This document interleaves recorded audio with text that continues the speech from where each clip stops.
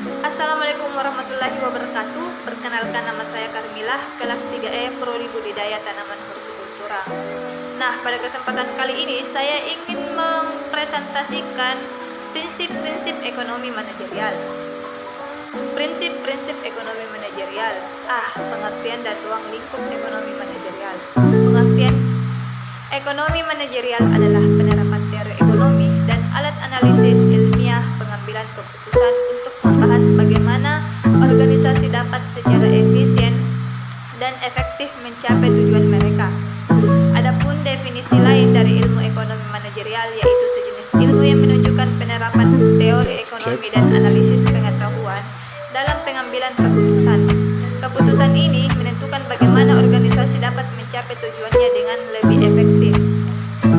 Ruang lingkup organisasi dapat memecahkan masalah pengambilan keputusan manajemen mereka dengan menerapkan teori ekonomi dan alat ilmiah pengambilan keputusan. Teori ekonomi mengacu pada teori mikroekonomi dan makroekonomi. Mikroekonomi adalah studi tentang perilaku ekonomi individu sebagai unit pengambilan keputusan seperti konsumen individu, sumber daya, dan perusahaan komersial dalam sistem perdagangan komersial dan dalam sistem perdagangan bebas. Adapun 3 rangkuman ruang lingkup ekonomi manajerial. Yang pertama, teori ekonomi. Teori ekonomi adalah salah satu dasar pengambilan keputusan ekonomi manajerial. Yang kedua, ilmu keputusan. Ilmu keputusan adalah sebuah program yang berfokus pada bagaimana mengembangkan kemampuan individu untuk menilai keputusan yang mempengaruhi kehidupan mereka dan untuk membuat pilihan hidup yang sesuai dengan kebutuhan dan kepercayaan klien. Yang ketiga, ilmu administrasi bisnis merupakan salah satu ilmu penting yang dapat mendukung pengambilan keputusan yang berkaitan erat dengan keuangan, manajemen sumber daya dan material, serta akuntansi. B. Prinsip dasar ilmu ekonomi. Yang dimaksud prinsip dasar ekonomi adalah patokan perilaku ekonomi dalam perekonomian yang mengarahkannya bertindak dan berkesesuaian dengan apa yang diharapkan oleh perilaku ekonomi dalam mengambil keputusan. George Mankiw mengidentifikasikan 10 prinsip ekonomi yang dikelompokkan dalam 3 bagian, yaitu kelompok pertama. Prinsip pertama pada kelompok pertama yaitu kita harus melakukan trade-off. Prinsip kedua, biaya adalah apa yang Anda korbankan untuk memperoleh sesuatu. Prinsip ketiga, orang rasional berpikir secara bertahap. Prinsip keempat, kita bereaksi terhadap insentif bagaimana kita membuat keputusan. Adapun pada kelompok kedua, prinsip pertama, perdagangan dapat menguntungkan semua pihak. Yang kedua, pasar biasanya sebagai tempat yang baik untuk mengorganisasikan kegiatan ekonomi. Yang ketiga, pemerintah dapat memperbaiki hasil-hasil mekanisme pasar. Pada kelompok ketiga, prinsip ekonomi yang pertama, standar hidup suatu negara tergantung tingkat produksi negara tersebut. Yang kedua, harga meningkat jika pemerintah mencetak uang terlalu banyak. Yang ketiga, masyarakat menghadapi trade-off jangka pendek antara inflasi dan pengangguran. Teori perusahaan. Theory of the firm atau teori perusahaan adalah cabang manajemen yang memperhatikan dan fokus pada sifat korporasi daripada sifat pasar. Teori ini menggabungkan pandangan dari segi psikologi, sosiologi, dan teori permainan dan berfokus pada pengurangan biaya transaksi. Perusahaan merupakan organisasi yang menggabungkan dan mengatur seluruh sumber daya yang ada untuk menghasilkan barang dan jasa yang siap dijual. Teori perusahaan adalah konsep dasar yang digunakan oleh kebanyakan studi ekonomi manajerial. Ada 6 bidang utama teori ekonomi yang terlibat dalam pemeriksaan sifat perusahaan. Yang pertama, teori biaya transaksi. Yang kedua, teori informasi. Yang ketiga, teori motivasi. Yang keempat, teori keagenan. Yang kelima, teori hak milik. Dan keenam, teori permainan. Pengertian dan jenis risiko perusahaan. Kata risiko diambil dari kata yang berasal dari bahasa Inggris, yaitu risk, yang memiliki arti kegagalan, hambatan,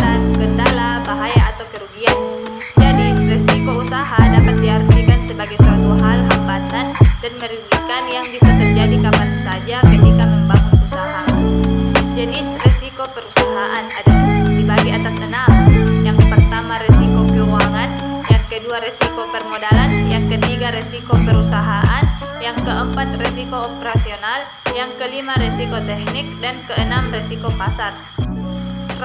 Strategi multiproduk. Strategi produk adalah hal dasar yang perlu dilakukan oleh pebisnis selain strategi pemasaran. Pasalnya, produk adalah segala sesuatu yang dapat ditawarkan oleh produsen guna memenuhi kebutuhan konsumen, baik produk yang berbentuk atau tidak berbentuk fisik.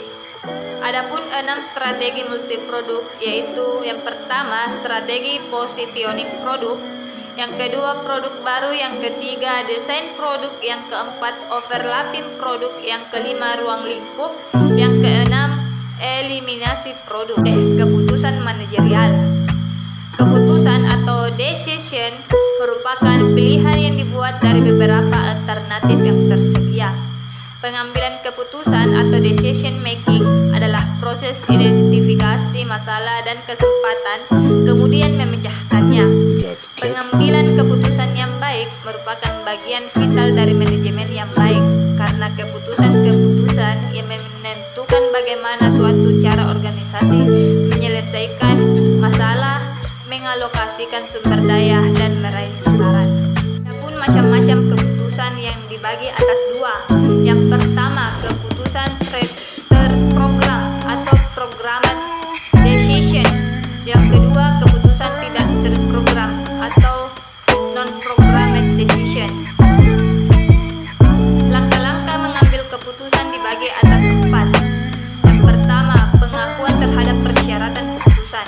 Yang kedua, diagnosis dan analisis penyebab. Yang ketiga, pemilihan alternatif yang diharapkan. Yang keempat, implementasi alternatif yang dipilih. Adapun gaya pengambilan keputusan atau style of decision making yang dibagi atas 4. Yang pertama, gaya direktif digunakan oleh orang-orang yang menyukai solusi jelas dan sederhana terhadap masalah. Yang kedua, manajemen dengan gaya analitis sebaliknya suka mempertimbangkan solusi yang kompleks berdasarkan pada sebanyak mungkin data yang mereka kumpulkan. Yang ketiga, orang-orang cenderung memiliki gaya konseptual, juga suka mempertimbangkan sejumlah besar informasi. Walau demikian, mereka lebih punya orientasi sosial daripada orang-orang yang memiliki gaya analitis dan suka berbincang-bincang dengan orang lain mengenai suatu masalah dan kemungkinan alternatif bagi pemecah masalah tersebut.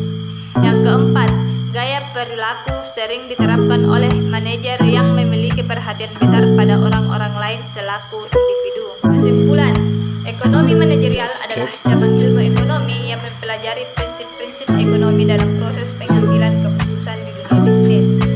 Ekonomi manajerial memadukan teori ekonomi, terutama teori ekonomi mikro, manajemen yang mencakup keuangan dan pemasaran, dan mata kuliah alat yang mencakup statistik, program linear, dan ekonometri dalam analisis pengambilan keputusan. Sehingga ekonomi manajerial disebut sebagai mata kuliah terpadu atau integrating course. Mata kuliah ini memberikan pengetahuan, keterampilan, dan kemampuan kepada mahasiswa mengenai aplikasi prinsip-prinsip mikroekonomi untuk pengambilan keputusan manajerial yang meliputi analisis dan peramaian permintaan, analisis produksi dan biaya, penetapan harga, struktur pasar, resiko dan ketidakpastian, serta penganggaran modal. Sekian dan terima kasih. Saya tutup dengan mengucapkan wabillahi taufiq wal hidayah. Wassalamualaikum warahmatullahi wabarakatuh.